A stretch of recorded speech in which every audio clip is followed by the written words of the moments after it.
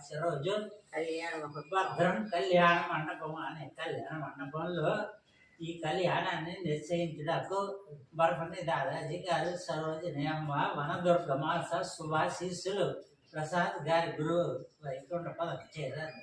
ఆ జయంతి భాస్కర శర్మ గారి ఆశీస్సులతోటి, మహిళలందరి ఆశీస్సులతోటి ఈ కళ్యాణం నిర్ణయించబడింది.